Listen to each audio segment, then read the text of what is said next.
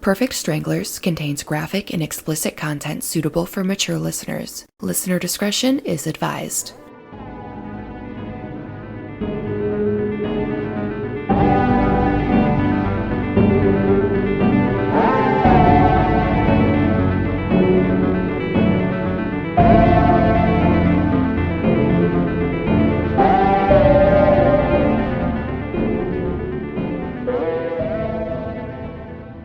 You're listening to Perfect Stranglers. My name is Kylie. And I'm Bree. So, what are we talking about today? So, this week, the Hollywood Ripper. Haven't heard of him. It's actually fairly recent. Okay. Yeah, so, it doesn't start in Hollywood, though. It actually starts in the Midwest. Did you know that there's a Hollywood, Florida? I did. My biological grandfather used to live there. What? I've never met him. Oh, well, he's in Hollywood, I guess. Yeah. The other Hollywood. I think there's a, I want to say Miami, Oklahoma. Okay. I think there is. I don't know. I love shit like that where you think Miami, oh yeah, Florida. No, Oklahoma. I don't know if it's right. Might be. I don't know. But don't buy the wrong plane ticket. Yep. That would be disappointing. Oh, I'd be so pissed. I would be so pissed if I thought I was going to Oklahoma and I ended up in Florida. Oh, I know. So, Hollywood Ripper, right? Yeah. This guy called the Hollywood Ripper, his name is actually Michael Gargiulo. Ooh. And he is from the Chicago area, Glenview, Illinois, actually. His first victim was actually a girl who was one of his friend's older sister. Her name was Trisha Pacaccio. So I love these names so far. Right? All the Italian people. Yeah. Yes. You have to say it with the Italian hand. Yes. Which are... Everyone knows what we're talking about when we say the Italian hand when you speak. Exactly. We're both doing it right now. Yes, we are. It looks like we have a sock puppets on our hands. Right. Is the Italian hand. All right, so Glenview, Illinois, 1993. It was August 13th. So Trisha Pacaccio's father found her in the morning. He was heading off to work, and he saw her laying in front of their house near the bushes, and she had passed away already, and she had been stabbed, and it kind of... He just left her out in the middle of, just like out for public to see.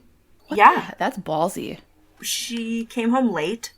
She was out. She had just graduated, I guess, and she was kind of like hanging out with her friends before everyone, went to college. All the stuff that you do when you're 18. I don't know. I worked. Oh, Can't relate. There were actually 15 suspects to her murder. Only one of them, though, stood out, and that was Mike Gargiulo. The reason he stood out was because he just flat out refused to cooperate with the police. So, they kind of asked some of the family members, like, how do you guys know this guy, Mike Gargiulo? And, everyone said that he was pretty quiet. He was on the football team. And Michael was, I think, about 15 or 16. Let's see. No, he was actually 17. And Trisha was 18. So he was close in age with her. Okay. He was kind of quiet, but he kind of had like maybe some anger problems because he was quiet, but they said that he kind of had like a crazy switch. Bad temper is kind of how they described it. Again, can relate. If I heard someone described as having a crazy switch, I would be very apprehensive to be around them. Like, because I think like people joke like, yeah, I'm going to turn on my bitch switch. Like, I don't know how many times I've heard that, but like if someone truly legitimately warns you like, this person has a crazy switch, just be careful. Yeah. That freaks me out. Would not be around definitely. Them. Yes. That's really, really scary to be around anyone who's like, you're walking on eggshells around them, basically. Right. But That's like one of the most terrifying things you See, could the be weird around. thing, though, is that, like, his parents are not Mike Gargiulo's parents, but Jeff Piccaccio, that's Trisha's brother. Their parents, they didn't see that side of him, and they just thought he was a sweet, quiet, polite boy. Like, he grew up in their house. He was a really good friend of Jeff. He ate at their dinner table, you know, like, they couldn't believe that he was one of the suspects. Yeah. That's just like, that is always the person that is the killer, though. No one would suspect you. You're either quiet, nice boy, shy, didn't really talk much, but weren't like super creepy about it. You know what I mean? You're just kind of like a shy boy. Or the one who's like super outgoing, the go-getter, gets straight A's. Everyone loved him. Right. Right. So Mike Gargiulo, he was friends with Jeff Piccaccio. And after Trisha's death, he started bringing, like, floral arrangements to the Piccaccio house as gifts, which isn't, you know, too uncommon. That's a nice gesture. But he, like, for like a year after she died, he kept bringing them gifts. He brought Easter lilies over. He brought Mr. and Mrs. Piccaccio, like, restaurant gift certificates. I hate this. That is creepy. Yeah, they found that a bit odd.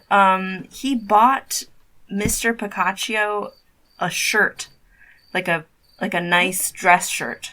That is so weird. Yeah. Like, you don't buy you don't buy clothes for anyone that you barely know. Right. Like, that's creepy. I hate all of that. That just is, that should tick someone like, hey, yep, something's off about this dude. Yeah. They asked Jeff about it, like, why do you think that Mike is bringing these things to us? Like, it seems really strange. And there was another strange thing that happened. So while Mike was hanging out with Trisha's brother, Doug, he asked Doug, if you knew who did that to your sister, would you or could you kill them? And her brother, Doug, was like, hell yeah, what do you think? Like, and ask any brother or father of a murdered victim, and they'll say the same thing. Right. So then it was really weird. Then after that, Mike Gargiulo actually went to, he hadn't been speaking with the cops, hadn't been cooperating. But all of a sudden, he went to the cops himself and said something about that Trisha's brother had threatened him after he asked him, like... Oh, that is sneaky. Like, trying to cover his bases or something? Like, in case he did find out... That's something a killer would do. He killed his sister, and then... There'd be some sort of doubt that, hey, but this guy did that, and, you know, this person did that. There'd be some type of doubt. So you're creating suspects just to create suspects. And so after he kind of opened that, like, discourse, I guess, with the police, they kept kind of putting pressure on him about Trisha's case. And he finally agreed to sit down with them. And he accused one of the other neighborhood boys of murdering Trisha, I guess. He said that, I believe the boy's name was Eric. He said Eric came over and he had a duffel bag and he asked me to help him hide it. Which actually worked for a while to get the heat off of himself, because then they started looking into to Eric. But, I mean, 5 years later, they really didn't have any good leads. It wasn't really a cold case, but they just didn't have any more leads, but they were still pursuing it. About 5 years after Trisha's murder, Mike Gargiulo came to the Piccaccio's house. Mrs. Piccaccio answered, and I love that. Piccaccio. I love that name. I know you want to say Piccaccio. My mother-in-law or ex-mother-in-law, if she heard me say that, she'd look at me and go, what the hell is wrong with you? Because she's Sicilian. Oh my gosh, yes. Yes, I used to say calamari wrong. what, like calamari. That's like what we say. Yeah. But I would go calamari, and she'd go, how would she say it? No, calamari. And I'm like, what? No, calamari. She gets so pissed off. It's fun. Side note, I really hate it when people say Italian. Italian, yes. dressing. Italian. It's Not idly. No, it's not idly. Okay, anyways. No, you want to know what makes me mad? A lot of stuff, but a whole plethora. When people say Arkansas and Illinois. Oh, right. Illinois. And both of them? And yes, or what do you say? Oregon or Oregon? Right. It's Oregon. What do you live in a kidney? It's not. No, it's not Oregon. Did you say no, Oregon? No, it's Oregon. Oregon. Okay. Yes, I can do Oregon. People from Oregon, they say, okay, say Michigan. Now say Oregon. It's not Oregon, like Oregon Trail, how we all said it as kids. Yeah. Oh my God, the Oregon Trail. I miss that game.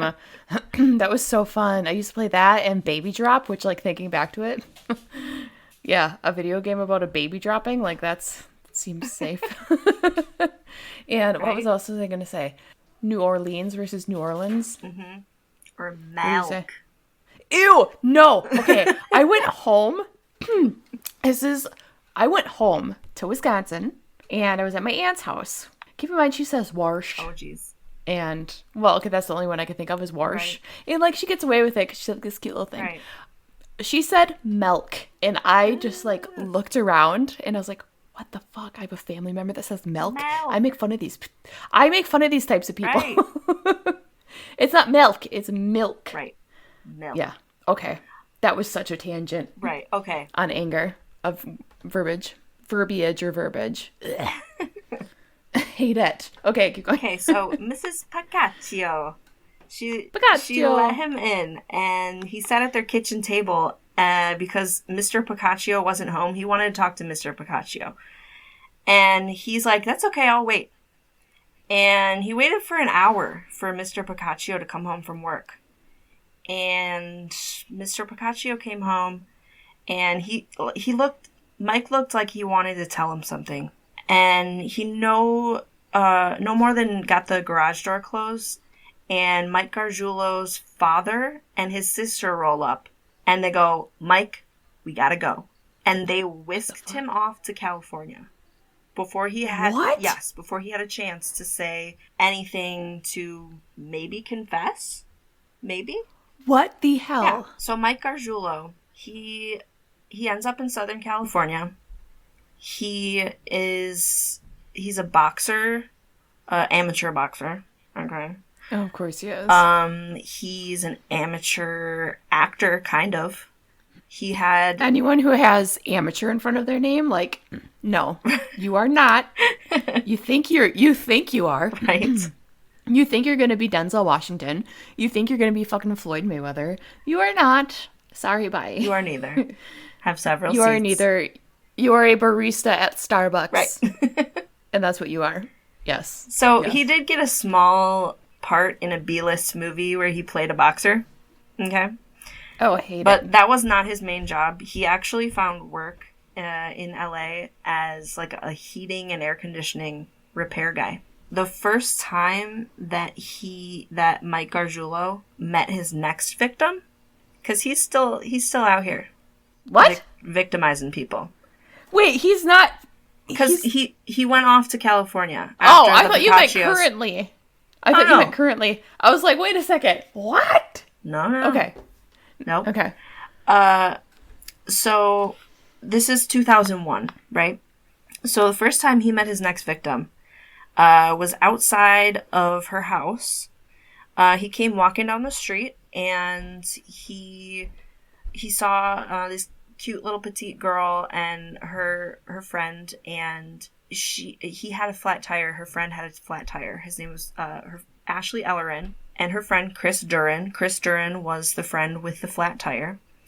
And he walks up and he's like, hey, can I help? And so he actually, according to Chris, didn't help that much. He mostly just flirted with Ashley. And Ashley was a social butterfly. So She loved it. She loved Uh-huh. she loved the attention. She loved meeting new people. So she chatted it up with this guy. So Ashley, she was a student at the Fashion Institute, and she loved to go to clubs. Like I said, she was a social butterfly. Sounds like us in beauty school. Right? Young and full of life. Which, by the way, we never told people how we know each other. Kylie and I met in cosmetology school. And we didn't drop out. We did not. Mm-mm. However, neither of us do hair.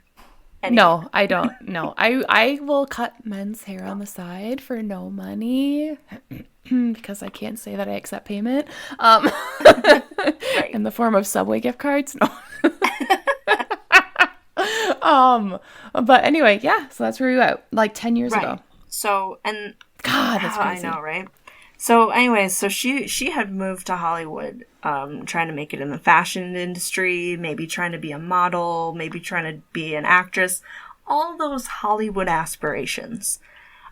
She also works at Starbucks. You know what? She could have. You never know. Yeah, she sounds like it.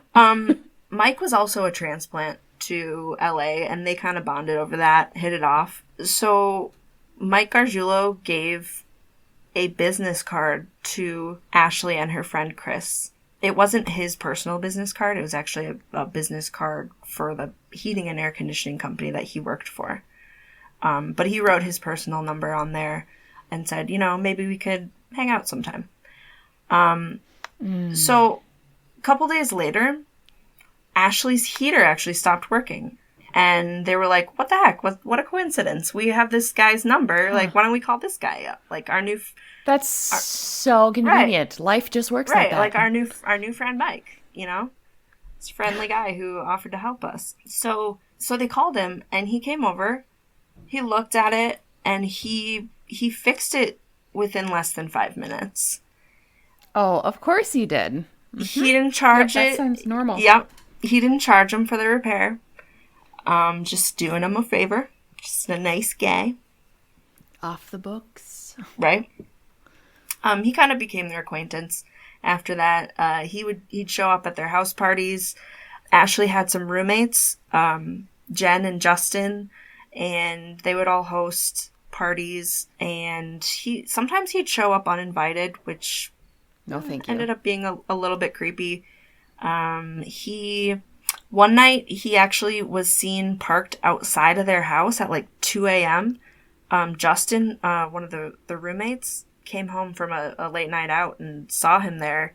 And he recognized him because he'd been to his house for the parties and stuff like that. And he saw him drive by slowly around like a few minutes later. Okay. And Mike actually came up to the door at that point and asked to see Ashley. And it was really late or early, I guess.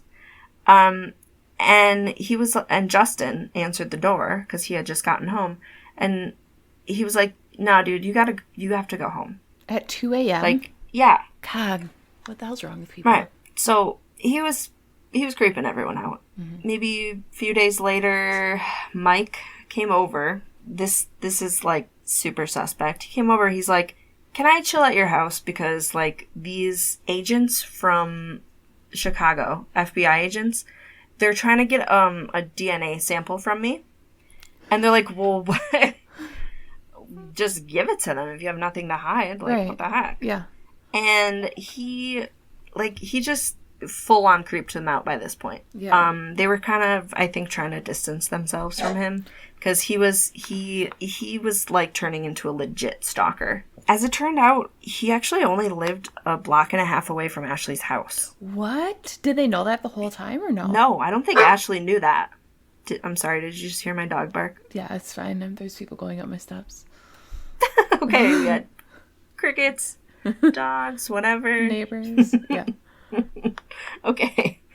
Anyway, so Ashley, she tried to distance herself from him a bit because he was creepy. Okay. She was frequently out at night in the Hollywood club scene. She met a bunch of famous people, including Vin Diesel. Oh, okay. So if I had to put Vin Diesel versus Dwayne Johnson or The Rock wins hands down, would climb him like a tree. I just have to throw that out there. Titan Games? Uh-huh. Yeah. Okay, proceed. And Ashton Kutcher. Really? And, yeah, she actually dated Ashton Kutcher briefly. She went on a few dates with Ashton Kutcher, and she even scored a date with him to the to an after Grammy party in 2001. Wow. And this is well into his like that 70s show.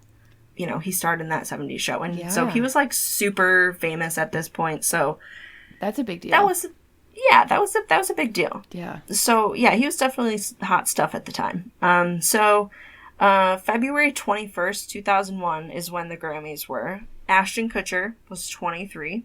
So he rolls up to Ashley's house. He's going to pick her up. I did not expect Ashton Kutcher to be a part of the story.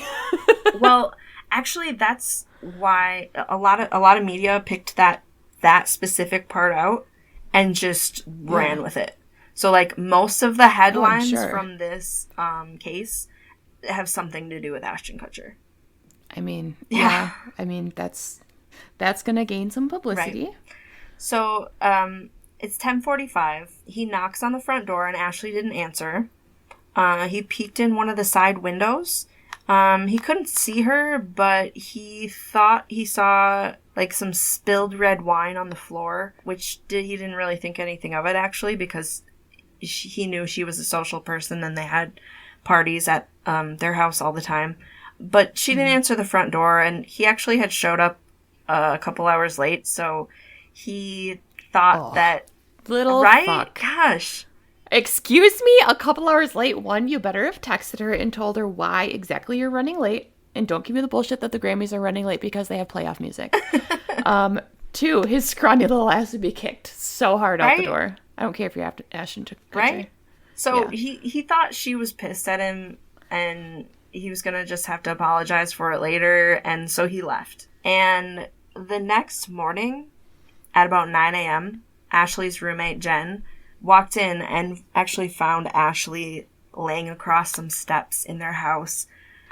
Her body was nearly entirely drained of blood. Jen thought that maybe there was a possibility that an intruder could still possibly be inside. So she got out of the house. She went to the neighbor's house and called the police. Smart girl. So Ashley had last been seen or heard from like about 10 p.m. and detectives had speculated that she probably died somewhere between 10 and 10:15. So she was already... And when was Ashton supposed to pick her up? I believe it was either 8:45 or 9:45, around there. So... Oh, could have saved someone, Ashton. Yeah. I mean, I wonder what happened. Like, was it LA traffic? Like, was he, like, chatting it up with, people too long? Like, I don't know. How guilty, though. Like, hey, I would have just shown up. Right? Yeah. I mean, that would be a really big guilt trip. I would, feel awful. He probably feels terrible. Yeah. Oh, yeah, probably. So, she had actually been stabbed 47 times, which... That's a lot of times. That's overkill. Oh, yeah. That is the epitome Definitely. of overkill. The detectives had said that it was very savage. Like, it definitely was out of anger or rage is how they felt about it. One of the worst crime scenes they've ever seen. Oh, so obviously, she died in the house, and so when she wasn't moved. Killed one place and then moved into the house. She died in the house, so there's blood everywhere. Yeah. She was actually nearly decapitated. Oh, yeah. Holy shit. One of the stabs actually was so powerful that it took a chunk out of her skull, like a puzzle piece. Oh my God. Yeah. That is just I have chills thinking about that. Yeah. There's actually a doctor, psychologist that commented on it who consults for the FBI, And he said, it's Dr. Malloy, and he said that homicidal fury at this level often involves a fusion of sexuality and aggression. Mm-hmm. Yeah, he probably got off on it. Yeah, definitely. Yeah, that's just like, to me, like a stabbing is so much one. It's more personal, and it's more full of, it's so personal because you have to be close to the person. It's, yeah. A stabbing is like the most personal and horrific way, like one of the most horrific ways you can kill someone, because you have to be angry to do it. You can't stab someone and oops, you can't half-ass it. Like, you know what I mean? Yeah, you have to whole ass a stabbing. If you don't whole ass a stabbing, it's just not going to happen. Yeah, just don't half-ass it, people. Right. So the killer, who we now know as Mike Gargiulo, he left only a bloody shoe print as evidence. No DNA evidence from himself. Wow. She was not sexually assaulted. She had $300 that was still in her wallet. There was no signs of forced entry. So, I mean, he was, I don't know. He was invited in. Maybe. I mean, no, I got her unless she forgot to unlock the door, or he could undo a window and put it back. Maybe, who knows. The detectives did say she had, like, her hair was still wet from the shower. She had her hairdryer out. So, I mean, she was getting ready. And, I mean, who knows? Maybe she had left the door unlocked because she was getting ready. And if Ashton was going to come in, like, pick her up. But then again, it's late. It's LA. I don't know. Yeah. Oh, my God. In my mind, I am speculating wildly here, but this is a fear, so we're going to go with it. In my mind, she was taking a shower, left the shower door open. Her face was turned away from the shower curtain. She's washing her hair, washing her face or whatever, and he attacks her from behind. And she's showering and couldn't hear. And that's exactly, in my mind, what happened. That's terrifying. Because her hair is still wet, you know? So the detectives from her case kept in touch with Ashley's roommates, her friend Chris. They kept in touch just in case they ever remembered anything that seemed weird, that they, recovered memories or something like that they hadn't shared with the police.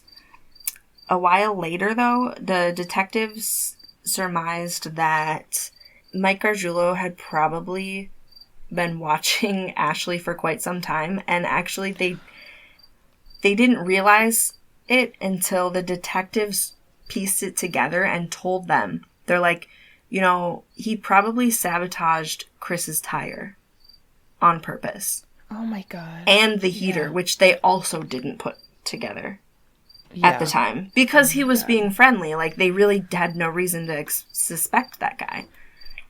Yeah. One, he's being friendly. And two, like, they're getting attention from a cute boy. You know what I mean? You don't want to question that when you're that young. Plus, like, they don't know stuff about heaters, and he's doing them a favor and whatever. Right. So, the next year, in 2002, the Chicago FBI were finally able to track him down and, like, make him give DNA. They tracked him down by finding Mike's brother, who actually also lived in LA. That cricket is really blasting it. That sounds so dirty. I did not mean for it to sound that dirty. Oh my God. I did not mean for that to sound like that. So the Chicago FBI asked the LA County Sheriff's Office for help with finding him. And that's when they actually learned that they both had a case from Mike Gargiulo. So then they started sharing, trying to, share things they knew about the guy, stuff like that, compare their case notes. There was a lot of similarities.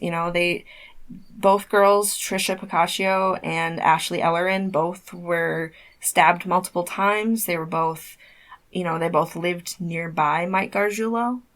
They were both young, athletic girls. Mm-hmm. So they're worried about that they have a serial killer on their hands. And so when they try to get this DNA sample, they actually had to, like find him and, do a stakeout and, tackle him. And they took him. Oh my God, that seems barbaric. Yeah, because, well, he knew that, I mean, he had to know that people were, on his tail, maybe, the police. Yeah. And he tried to run away from them, actually. And they tackled him, and they took him to the hospital to get a DNA sample. And these sound like bounty hunters. Yeah. I mean, they were like, I feel like Dog the Bounty Hunter is going to become popping by right? with his hot son Leland. Right. Mm-hmm. Did you ever watch that? Do you remember Leland? Yeah. Was that the guy with the long braid? Oh, okay. Yeah. Oh, yeah. Okay. Sure was. So, they get his DNA, but so he's asking really weird questions to the police when they're trying to get his DNA. To the detectives, he's asking, like, how long does DNA stay on a body? And if you had a 10-year-old case, and they had DNA from it, do you think you could still, like, use that DNA today? Yeah, what? And it was super, suspicious. They wrote everything down. Yeah. They didn't have a warrant to arrest him. They only had a warrant for his DNA. And he didn't leave any... Which is why is that why they had to put him in the hospital? To collect... Because they couldn't arrest him. Right. To collect his DNA. So they couldn't hold him after that. They just wanted his DNA. And so he didn't leave any DNA at Ashley Ellerin's crime scene, so they couldn't arrest him for that. When the DNA was analyzed, it matched DNA from Trisha Paccaccio's fingernails. Mm-hmm. And personally, I mean, I think he probably should have been locked up for that. But yeah, they knew that he had, so they had that DNA on file, like they knew. Right, from 1993. It is now 2002. Yeah. It matched her fingernails. So people, like, I don't know, there's, like, so much controversy over, like, DNA testing. Does DNA showing up really mean you actually did something? Right. And I don't know. I feel like DNA under the fingernails, you don't get someone's there's two ways to get someone's DNA under your fingernails. You're having sex or you're fighting. Right. Like, seriously, those are, like, the two ways. So the Cook County prosecutors, they didn't want to pursue that because they thought that it might have been through casual contact. Mm-hmm. Because what they were going off of was a statement that they had from 1993 that said that one of the neighborhood kids was riding in a car with Mike Gargiulo, and they saw Trisha walking on the sidewalk, and they rolled down their window and they're like, hey, do you need a ride home? Because they're all live in the same kind of neighborhood. So she was in the car with him, and so basically that's, I mean, they didn't find they didn't find anybody else's DNA on her hands. Right. If you're going to have, if that's from casual contact, you're going to have a bunch of people's DNA under your hands. Right. And, I mean, that was, like, her little brother's friends, like, I don't know. Yeah. She probably didn't even touch them. Right. I wouldn't imagine. Right. So, I mean, they didn't want to prosecute because they didn't want to lose the case because of that, I guess. So he walked free. God, that really irritates me. He shouldn't have, like, yes, I understand that DNA under the fingernails isn't enough. Right. But it sounds like there was definitely things to pursue further that weren't. Yeah, exactly. So then 3 years go by, and he murders again. It's 2005. He murdered a woman named Maria Bruno. Maria was a wife and mother. She was from El Salvador. She was recently separated from her husband, and she was living by herself in a new apartment. It wasn't a nasty divorce. They actually still were friends. It's just a mutual split. Mm-hmm. She actually lived across the courtyard from Mike Gargiulo. So another woman who he has murdered who lives, close to him. Like within distance, yeah. How he did it was he removed her screen and he attacked her while she was sleeping. He stabbed her. That's Night Stalking. Yeah, definitely. He stabbed her around 20 times. So that had to be terrifying. She had actually been out with her ex-husband the night of the attack. So the ex-husband actually was one of the first people that they had as a possible suspect. Yeah. They had gone out to dinner, had a few drinks, came back to her apartment, and her ex-husband, Irvin, left at around 2 a.m. to go back to his house because their kids were there with the babysitter, so he was going to relieve the babysitter of her duties, and he slept for a couple of hours and then came back to Maria's house in the morning because she didn't drive and he was going to be driving her to work the next day. So he called her and he knocked on the door, but she didn't answer. And he thought maybe she had overslept or she was still in the shower running late. But he got suspicious when he saw her window screen was removed and the window was slightly ajar. So he decided to let himself in through the window. He found a knife sheath laying on the floor, which he found odd. And then he turned into Maria's bedroom and he found her murdered on her bed. He called 911. He was questioned for 15 hours. Holy shit. I mean, I get why he would be a suspect. I understand it. But, okay, I guess I've never been in that situation. But if you're going to arrest someone, do they see, I suppose they wouldn't have time to see, like, what other people think of their relationship, if there's a reason to suspect him. Do they just say, hey, you were here at this time, you're the last person to see her, 15 hours, you're in. So, I mean, 15 hours, that's a long time. But he was cleared, which is big, because usually the ex-husband, the boyfriend, whatever, those are usually the first suspect.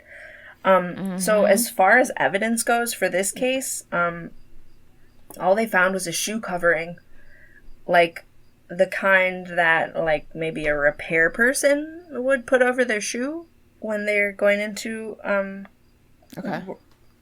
Yeah. Or someone to, fix your Someone heater. like that. Possibly.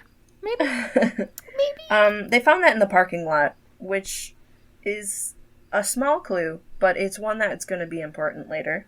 They found a single shoe print, much like the Ashley Ellerin case. But there was no DNA evidence, again, from the suspect. The LA County Sheriff's Department was handling this case because it was out of the jurisdiction of the LAPD. It was in El Monte, which is about 25 miles away from Los Angeles proper. They didn't realize that those crimes actually were related to each other yet. But the next case would help them link them all. So he's a legit serial killer. Oh, now. Yeah, definitely. Yeah. So it's 2008 at this point. So that's another 3 years later. Michael Gargiulo had started living, like, a double life, more so than he had before. He had gotten married and had a child. What? Yeah. Oh my gosh. Wow. I mean, yeah. What is it, sociopath? They can do both. Oh, definitely. They show, two different, that's like Ted Bundy. Right. So nobody had expected that he was still openly stalking women. Like, apparently his wife didn't suspect anything like that either. So his victim this time was a young woman, a 26-year-old woman named Michelle Murphy of Santa Monica. She was attacked while she slept in her bedroom. Screen was removed, just like Maria Bruno. This is the Night Stalker. Yeah. This is like the Night Stalker. Yeah. Around 11:40 p.m. Her window, she had left her window open because it was a warm evening. But she was on the second floor. So, I mean, I guess... Oh. I mean... That gives me... Well, okay, so I've lived in apartments where the first floor is like half underground and the second floor isn't too high. You could I'm tall and I could easily jump in one of those on the deck and pull myself up if I were strong enough to do such thing. If someone could. Right. Yeah. So, yeah. I mean, it would have been better if she just had an air conditioner, but her window was open. Yeah, don't keep your windows open at night. Yeah. She actually, I mean, how you die. She must have felt somewhat safe in the neighborhood. I mean, it was Santa Monica. She did have like a wrought iron fence around there, which he climbed the wrought iron fence to gain access to her window, and then he cut the screen out, actually, is what he did. Once he got into her apartment, he quietly unlocked the door first thing. Oh, that's creepy. So that he had a quick way out. Oh, that's creepy. He got on the bed and straddled her, and she woke up by being stabbed in the chest. Oh, no. Yeah, could you imagine waking up to someone on top of you and just watching their hand in you, basically? Yeah, that's absolutely terrifying. Holy fuck. Like, I value my sleep, and I get pissed if somebody, like, wakes me up. But could you imagine being woken up by being stabbed? Like, how... With a strange man on top of you straddling you? Like, I would be... Honestly, I'd be mad. Like... Yes, I'd be so mad and distraught and, like, what is happening? Like, but would you either that or the shower scenario where you're washing your face, you have soap in your eyes, you can't see, like... You're turned around or whatever, and, you know. I mean, at least you're, like, awake and alert. Maybe you can blind him with some shampoo or something. Some shampoo? I don't know. Yeah. So... I don't know. I don't know what I would rather. So this woman, is being stabbed, and she woke up, and she fought back, and she survived. Good on you, bitch! Hell yeah, Michelle Murphy. Yes, Michelle Murphy, fucking strong woman right there. Yes. Fight back. Did she have DNA under her fingernails? Do you know? Well, so she was able to kick him off. She kicked him in the dick. Hell yeah, she did. Hell yeah, kick him in the dick. Yes, kick him in the fucking dick. She fought hard. He ended up cutting his own wrist from how much she was fighting. In the scuffle. And he did say, he said, you know what he said? He said, "I'm sorry." Yeah. What? He said, "I'm sorry." That is, oh my god. Yep. So first we have David Spanbauer crying. Now we have this guy going, "I'm sorry." Yep. He said, "I'm sorry." What in the world? Come on, people. And then he left with the knife, and he left a blood trail from his wrist wound. Yeah. That's what helped find her attacker. She couldn't identify him at all because the lights were all off. So they, I forget what's that DNA like database called? Let me consult NCIS for a second. Well, there's the FBI has a federal DNA database. Yeah, so they use that to try and match the DNA, and it matched conclusively to the DNA sample that the Cook County DNA database had collected, like Cook County in Illinois, from Chicago. Okay. From the Tricia Pacascio. From Chicago. Patricia, what is it? Patricia Nicasio? Pacascio. Patricia Pacascio? Yeah. Patricia Pacascio from Chicago. Exactly. So, after they reviewed this case, they again found that Mike Gargiulo, he lived like 30 feet away. Holy shit. From this girl. He could have seen, if she had her shades open, he could have seen directly into her bedroom window. No, I hate everything about it. Yeah. So he got arrested. She said that the thing she most remembers is just confusion. Have you ever seen the show You on Netflix? I started watching it, and I think I only got the first episode. So I have to be in the mood for those kind of things. This kind of reminds me of it, where there's this guy who's like kind of helpful to everyone. The guy in the show is like a little shy. It's based off a book. The guy's like a little shy, and he ends up stalking women, becoming their partner, and then murdering them. Ugh. That's kind of what this reminds me of. Yeah, kind of sounds like it. Yeah.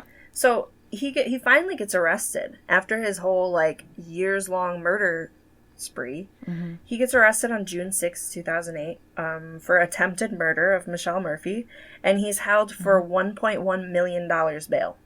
Holy crap, that's it. Please tell me he did not get bailed out? No. And the LA investigators started re-interviewing Ashley Ellerin's friends, just to, like, this kind of, like, gave their case new life, I guess you could say. Mm-hmm. So one of Ashley's friends, Monica Grandi, was re-interviewed. She was presented with a photo of one of their parties, and Mike Gargiulo was actually in the background of the photo, and she started freaking out and crying when she saw this picture because she remembered an incident that had happened with Mike Gargiulo when they were actually planning that specific party. Monica and Ashley were actually sitting in Ashley's living room planning the party out, and the door was locked, and in walks Mike Gargiulo unannounced with a key. So he had stolen a key. Oh my god. That's probably how he got into her house to kill her. Oh yeah, because he had a key. No sign of, no, like, point of entry. Yep. Definitely. And because of this case, the police were actually granted a warrant for previous apartments that Mike Gargiulo had lived in, like the one in El Monte where Maria Bruno was murdered. And they searched that apartment. He didn't live there anymore, but they searched it anyway. And they found, in, like, an attic crawl space, they found a matching, like, shoe covering booty thing. The same exact style that was found in the parking lot. Yeah. It's the same size and brand and everything. And there was actually DNA evidence on that shoe covering that matched Mike Gargiulo. And that was sufficient evidence enough to indict him for the murder of Maria Bruno. And then he was indicted. So, hold on. A booty is evidence enough, but fingernail, skin under the fingernail, DNA under the fingernails aren't? I mean, I guess. Something seems a little wrong with that. It had his DNA on the booty. I don't know. Also, it was different prosecuting. It was different DAs. Yeah. Different cities and whatever. Because the one was Cook County in Illinois, and then this one was for, LA. I don't know. LA County? Is that I don't know. Los Angeles County. I think so. Maybe that sounds right. I don't know. There's no way to tell. Right. So, 48 Hours, the TV program 48 Hours, they did a story about Mike Gargiulo. And some of Mike Gargiulo's ex-coworkers that had worked with him at a club in LA, they saw it and they called in a tip that they had heard Mike bragging about this girl that he had killed back in Chicago. And that was enough for them to look into her case again. And they ended up indicting him for first-degree murder 18 years after her death. And Mike Gargiulo actually told the LA County detectives that he said, just because 10 women were killed and his DNA was present does not mean he murdered anyone else. Which leads them to believe that there's a lot more victims because they haven't found 10 victims. Right. Yeah, they found 4? Yes, there were 4. Well, one survived, but yes. Yeah, but 3.5. So, like, there was a lot of delays in the case. Ashton Kutcher actually testified. I think didn't he just testify? I feel like I just saw this. It was May 2019. Okay, I was gonna say, I feel like when you started mentioning him, I'm like, I swear I remember him going to testify for something last year. I had no idea. And that was it. He was actually worried that he would be a suspect because he was there the night she was murdered and his fingerprints were on the door handle because he tried to, jiggle the door handle, see if it was open when he was going to pick her up, but he was cleared. And so on August 15th, 2019, so almost a year ago, after 4 days of deliberation, he was convicted of all the charges against him, 2 counts of murder and 1 count of attempted murder for the lives of Ashley Ellerin, Maria Bruno, and the only survivor, Michelle Murphy. And the jurors unanimously recommended that he be put to death for these crimes. Yes! He probably won't, though, is the thing. It's because they haven't put anybody to death in California since 2006. The governor has suspended the death penalty. So most likely he'll just get life in prison. Life without parole? Yeah. Why did they suspend it? So normally, like, I don't know, I'm 50-50 on the death penalty, but if anyone deserves to die, it's people like this. Well, so the reason that they suspended it was because the governor said that people of color and the mentally ill are disproportionately put to death. So he just wanted to, he said it's like a humanity issue. Like, you don't put mentally ill people to death. Like, putting them down, basically. Give them euthanizing. Yeah. You know what I mean? Give them help. Yeah. Yeah. I mean, I understand it. I understand where he's coming from. That does make sense. Right. But this guy deserves to die. So he hasn't been, and that was only the California cases. He hasn't gone to trial that I know of, anyway. I don't think he's gone to trial for the murder of Trisha Pacaccio because he hasn't been extradited yet. Okay. So, I forgot about that, yeah. So if he is sentenced to death in Chicago for, I don't know if Illinois has the death penalty or not, but if he is sentenced to death in both states, what is it, whoever gets to him first, basically? Maybe. Which sounds so, like, animalistic. Whoever gets to them first gets to kill him. But, again, the fucker deserves to die, so. Right. I'm looking up if Illinois has the death penalty. Okay. They abolished it. They used to have it, but they don't anymore. The death penalty. Okay. So yeah, anyways, that was the story of Mike Gargiulo, the Hollywood Ripper. I did not know what to expect because I've never heard of the Hollywood Ripper. But yes, I've heard that of the Ashton Kutcher case because he was in the news for this for a good chunk of time. What a trash human. What a shit human. And to like be able to get married and have a kid and still do this stuff, that is scary. It's scary to like think of people that they seem perfect, like have everything going on for them or whatever, and you don't know what they're doing when the lights go out, kind of, you know? Yeah, humans are very, very scary. Definitely. So you want to talk about something not human? Yes, I do.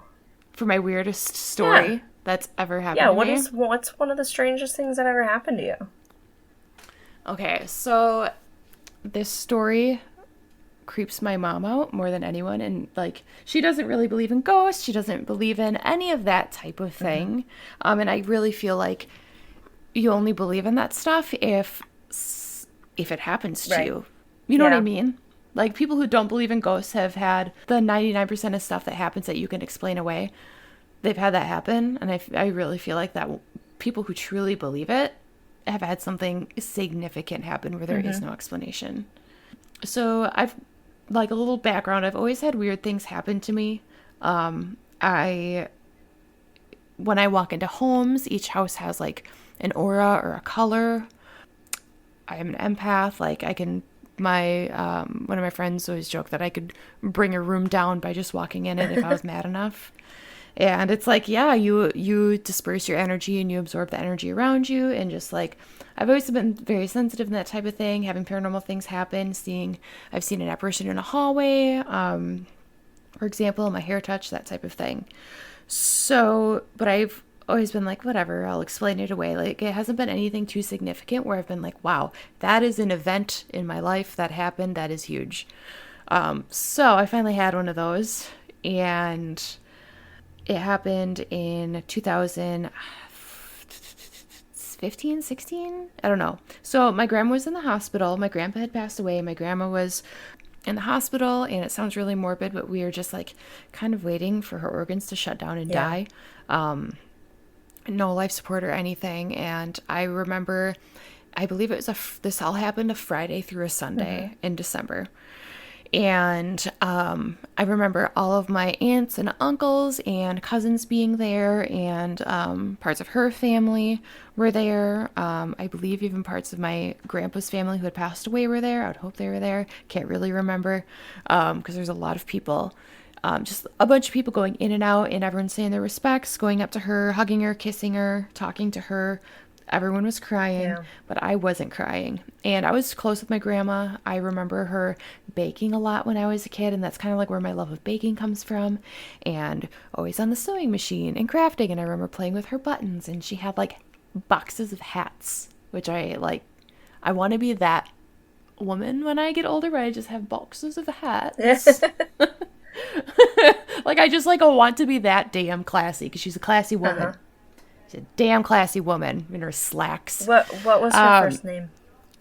Her first name was Beverly. Beverly. Grandma. Okay. Yeah, Grandma B, Granny B, Bev. We called her Granny B. Her license plate said Granny B. One time I was driving with her, and she had road rage, and she said shit, and then she listened to classical music to calm herself down. That's adorable. So cute and pure. But yes, so we're basically everyone's saying their respects, waiting for her to die. I had went in there, but I hadn't cried. Everyone else was crying. That was a Friday. I went home. The main people who were staying, she has 6 kids, but my Uncle Steve, my Uncle Kevin, Aunt Cindy, Aunt Susie, and my mom. They're going to be like, why are you mentioning me on my podcast? So they were all pretty much staying, and all of us kids, because those are like the tight ones. Those are the ones in the family who all got along and whatever. Because every family has their drama.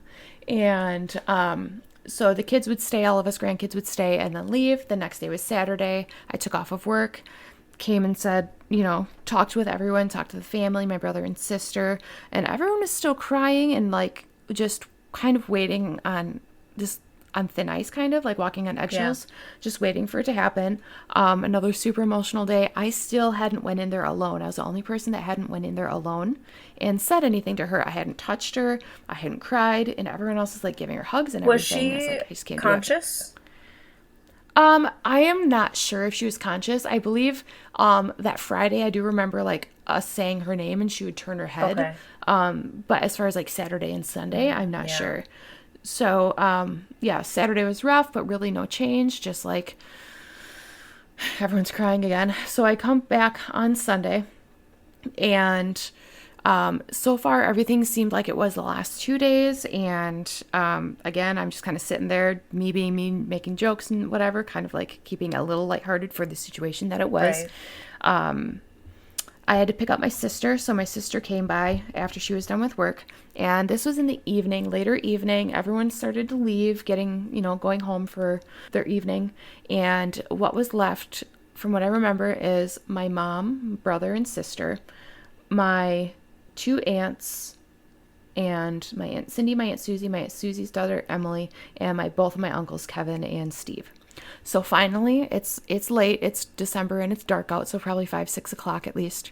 And I walk into her room, all of the lights are off, she's sleeping. And they had just checked to make sure she was alive, and she was alive. And I walk in, and I set my hand on her shoulder, because I'm finally ready to, say my goodbye. Yeah. I'm alone, it's dark, I feel like I have to do it. I set my hand on her shoulder, in the instant that I set my left hand on her shoulder, I see this big white light come up from out of her, and I'm looking down at her, and I instantly start crying, and I see something go over my shoulder, stand in the back of me, and I feel this burning hot hand on my right shoulder. Oh my God. And it is just uncomfortable, and my shoulder is tensing up, and it is just hot, and I have chills talking about this, and I instantly knew that was not my grandma. My grandma's spirit, her soul is behind me. And I just start saying it's not her, this is not my grandma, it's like a meat sack laying here, it's just a body here, that's not my grandma. And I see my Uncle Steve and my Uncle Kevin look at me like, what, grandma's dead? And so they start freaking out, grab my Aunt Cindy and my mom, and I am just bawling, and I still feel this like hot hand on my right shoulder. And I walk out of the room and I just keep saying, she's not in there, she's dead, grandma's like not in there, it's just alive. Like, her soul isn't in there. She's alive, but her soul is in there. Like, it's a meat sack with a pulse at this point, which sounds morbid, but, like, that's what it is. It is a meat with a pulse, and my grandma is holding onto my shoulder. So I go over and I sit down in this little cul-de-sac area where the waiting area is, and it's close to her room. And I am like still just crying, and I'm trying to describe to my family what's happening. And I just keep saying, grandma's dead, and her spirit came out, and I described this white light came out of her chest, came out of her body, and it just went behind me. And I'm telling him about the hot hand, and I look up and I look in her doorway, and I see my grandma leaning at the doorway like she would when I was a kid. Her black curly hair, a little chunky. She has red slacks on, a white cardigan, and like a pink shirt underneath for Valentine's Day. And she is just looking at me, and I go, but she's right there. She's standing in the hallway. Like, she's standing in her doorway. She's wearing the red slacks, the shirt, the cardigan. And everyone's like, she is not there. And I look at my mom, and my mom just like instantly, she looked like she saw a ghost, but she was looking at me because she's like, Kylie isn't bullshitting us. Like, this is truly happening. Something big is happening right now, and Kylie's feeling it. Kylie knows what's going on, and she knows I've had weird stuff happen my whole life. Like, there's something happening. So after I say, okay, I look and I see grandma kind of leaning and smiling, and I just like, no, like, this is what, it's okay. I was the very last person to say goodbye. The last person has said goodbye, and it's okay. Everything's fine. I am okay. It's okay for me to go. And as soon as like I kind of felt that she was saying that, I was like, okay, I have to take my sister home. I have to work in the morning. Like, this is it. She's gone to me. And they went in and checked, and she was still alive at this point. She still had a pulse. So like medically nothing had changed. Right. And so I got jackets on, said goodbye to everyone. And as I was leaving, I had that hot feeling on my shoulder. But this time it felt like it was yanking me backwards down the hall. And I had this incessantly loud buzzing, ringing in my left ear. It was so loud. And as we were walking down the hallway, I just felt like I was being yanked backwards, but I kept walking. And I got in my car with my sister with the hot hand and the buzzing happening. And I started driving home. And as I was driving home, my mom and my uncle and my aunt later told me that as soon as we left, they went outside to smoke a cigarette, and cell phone service, it's in the middle of the city. Cell phone service is fine. It had been working the entire time. Their phones went dark. They could not get a cell service at all to save their lives. The nurses told us that there was lights flashing throughout the nursing home. And then there was a guy who, an older man who was in the room next, like across the hall. And he started screaming and yelling and speaking in tongues. Oh my gosh. Yeah, the nurses told us this, and then my aunt told us because she could hear it. And so all of that's happening while I'm driving my sister home. Drop my sister off, ringing, hot hands still happening. It was probably 45 minutes total from when I touched her to like drove home. It couldn't have been too long because I got home at a normal time. And as soon as I walked into my house, the hot hands stopped, the ringing stopped. I didn't even get my jacket and my purse off. I got a call from my brother and said Grandma just passed away. Oh my gosh. So it's just her energy on Earth until it wasn't. And then your hand feeling stopped. And yeah, she went out with a freaking bang, taking energy out of everything. I just saw, I knew instantly what was happening. As soon as I could see her, my peripherals on my right side, this hand and this white thing, and then seeing her in the hall. Yeah. And I think when I left, part of it was with me because I could still feel it and hear it. But I also think that when she finally passed there, in the nursing home, there must have been some type of residual energy left as one final, this is it. We're going. Yep. And it was unreal. My mom still has me tell the story to this day, and this happened 5 years ago. Which is weird because she doesn't believe in ghosts and that type of thing. But yeah, so that is the weirdest thing that has ever happened to me. And I've told some people, and like sometimes they believe me. A lot of times they obviously believe me. They see the goosebumps that happen when I talk about it. But people who just don't believe in the paranormal are like, you're probably just hallucinating, or you're probably just grief so emotional or whatever. Yeah. Yes, and it's like, no, That's not like common. Like, no, with grief, it's like, when my grandpa passed away, I got really sad and really dizzy and like hot, and I like kind of felt like I was gonna pass out when my grandpa died, because it was totally unexpected. At least this was expected, so I already had time to grieve it because you knew it was happening. Right. You know what I mean? You had time to accept what was happening and start the process of like, is she's going to a better place? Yeah, definitely. So, yeah, I have absolutely no way of explaining it at all. That was a wholesome story. Well, thank you. I tried to be wholesome. Thank you. Yeah, Granny B. My daughter's named after her. Granny B. That's sweet. So, well, if any of our listeners have any strange stories, please email us. They can be wholesome and sweet and pure like that one, or absolutely freaky. We want to hear them all. Yeah, all of them. Yeah. Our email is perfectstranglerspodcast@gmail.com. So hit us up there. Yeah. Yep. Send them over. Make the subject weirdest thing that's happened to me. That way we'll know what the email is exactly about, and we will go through them and read them on air at the end of every episode. So yeah, we look forward to getting those in. And next month is Halloween, so be prepared for some nasty, gross, creepy stories. Yes, definitely. Stay tuned for those. All right. Thank you for listening. Bye. Thanks, everyone. Bye-bye.